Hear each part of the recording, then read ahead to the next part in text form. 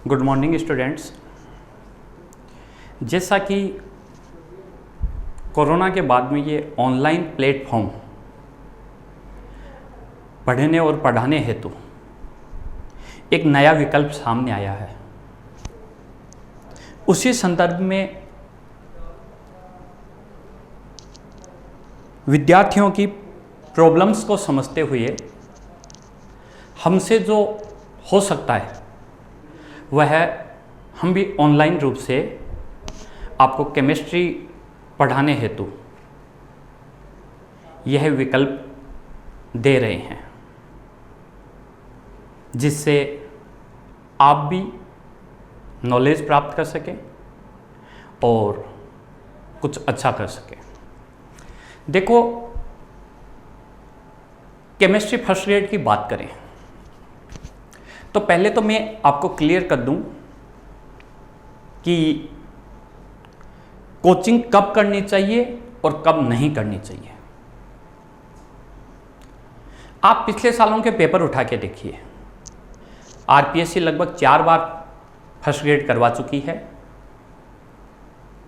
तो आप उनके पेपर्स उठाकर देखेंगे तो आपको बिना कोई अन्य विकल्प को साथ में लिए ईमानदारी से उन पेपर को सॉल्व कीजिए।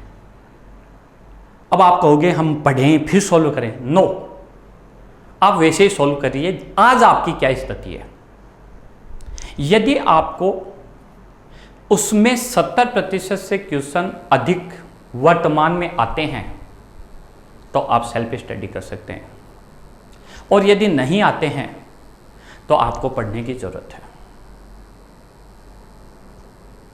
यदि आपको ऐसे लगता है ये तो मैं पढ़ लूंगा, तो आप 1 महीने पढ़ लीजिए, घर पे तैयारी कर लीजिए और फिर देखिए पेपर्स देके कि आपके कितने क्वेश्चन सही होते हैं और कितने क्वेश्चन सही नहीं होते हैं। दूसरी चीज, देखो, कोचिंग होती है वह कभी भी आपको गारंटी नहीं देती है कि, या पढ़ाने वाला माध्यम होता है वह कभी भी आपको गारंटी नहीं देता है कि आपका सिलेक्शन 100% होगा। वह एक माध्यम है, वह एक सहायक है। अगर कोई ऐसा करता है तो यह मेरी समझ से बाहर है कि वह ऐसा क्यों कर रहे हैं, क्योंकि ऐसा करने से तो न विद्यार्थी को फायदा होने वाला और न उन शिक्षकों को फायदा होने वाला जो इस संदर्भ में ऐसा सोचते हैं। देखो, मेहनत आपको करनी होगी और जो टॉपिक आपके सिलेबस में हैं उनका निचोड़ विभिन्न बुक से एकत्रित करके वो हम आपको देंगे। हमारे पास अनुभव है पिछले एग्ज़ाम्स का, डिफरेंट कंपटीशन एग्ज़ाम्स का, उनको मिलाते हुए यहाँ राजस्थान में 2 प्रकार के आयोग हैं, एक आरपीएससी और एक RSMSSB।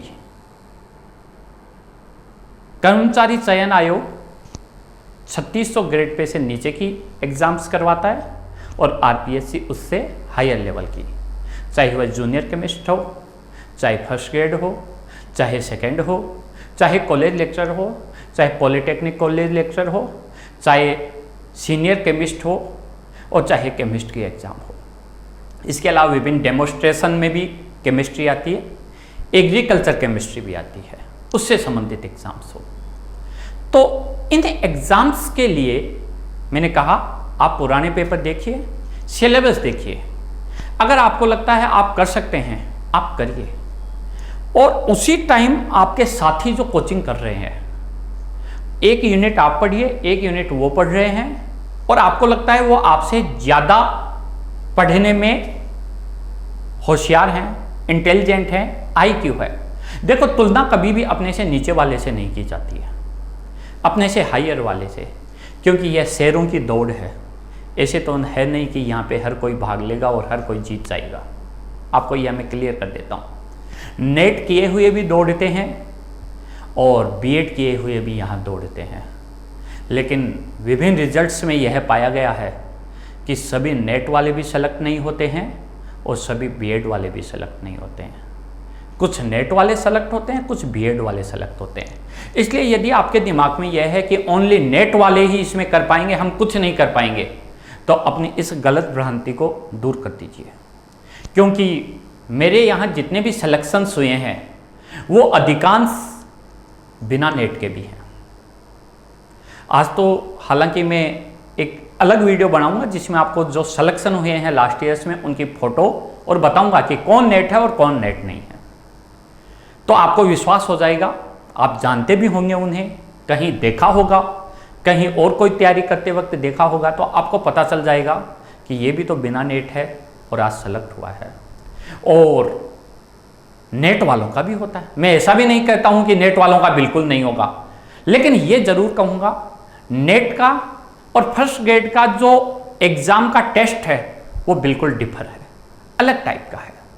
आप फर्स्ट ग्रेड की तैयारी करके नेट नहीं कर सकते और आप नेट का सिलेबस पढ़ के फर्स्ट ग्रेड में सेलेक्ट नहीं हो सकते। दोनों का टेस्ट अलग है, दोनों का पेपर का लेवल अलग है, दोनों के पेपर्स में क्वेश्चन पूछने की जो तरीका है वो अलग है।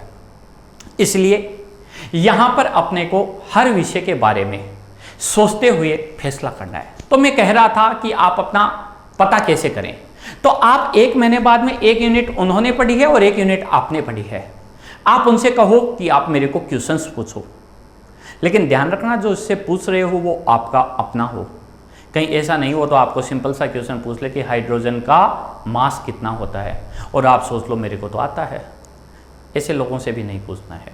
जो आपको ऐसा क्वेश्चन पूछे कि जिसका स्टैंडर्ड अच्छा हो, और आप किसी के पास यह स्टैंडर्ड ढूंढने की क्षमता नहीं हो तो आप मेरे को कहिए, मैं आपको 10 क्वेश्चन दूंगा।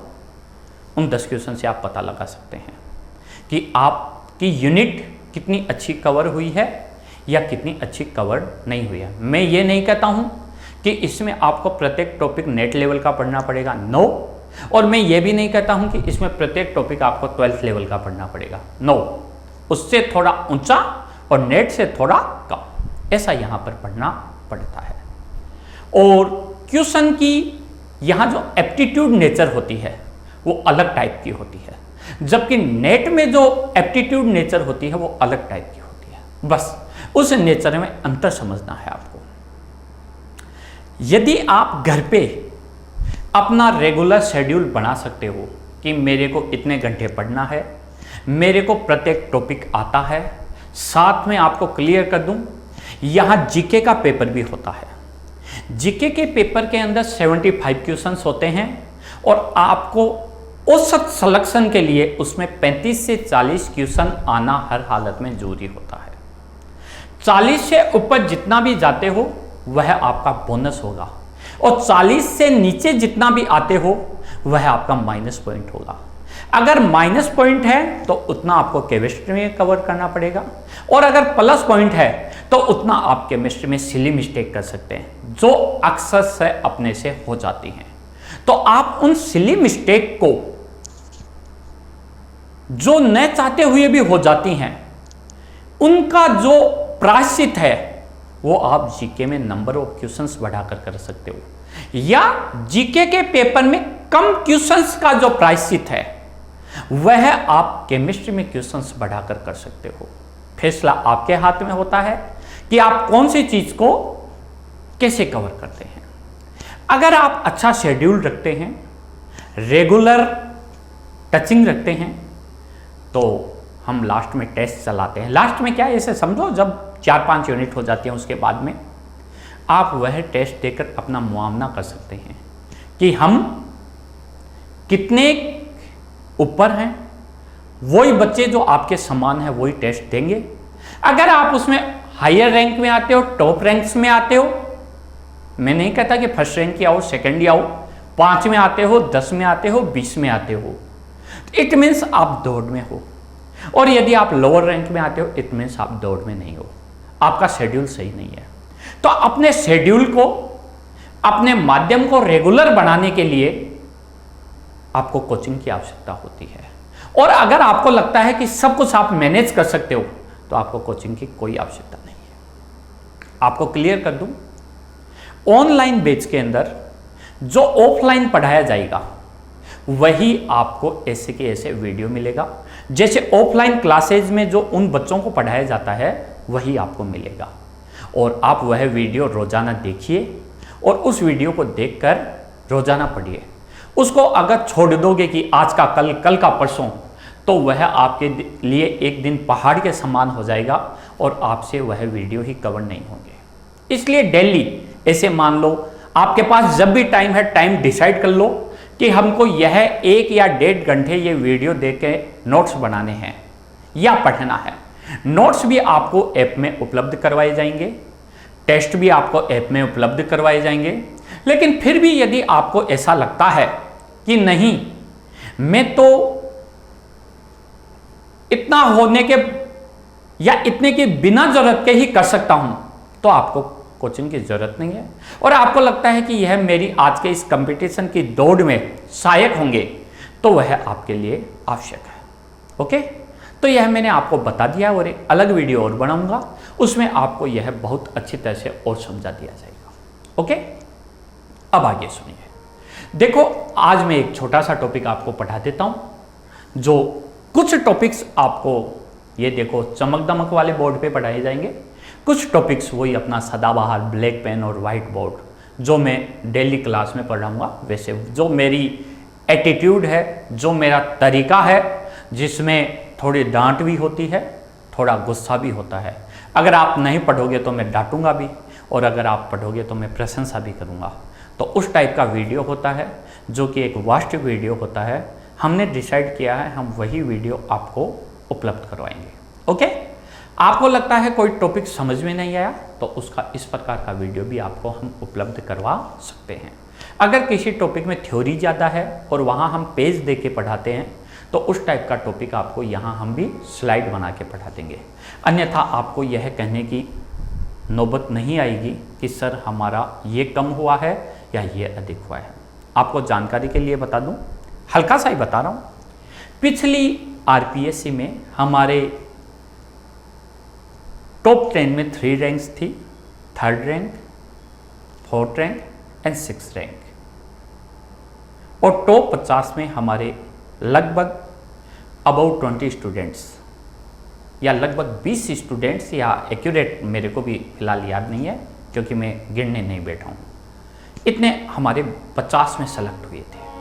आप पूछ सकते हैं, एक अदर वीडियो में उनकी फ़ोटो दूंगा, बॉयज़ के आपको मोबाइल नंबर भी दूंगा, गर्ल्स के मोबाइल नंबर नहीं देंगे, आप उनको नाम से ही जानें।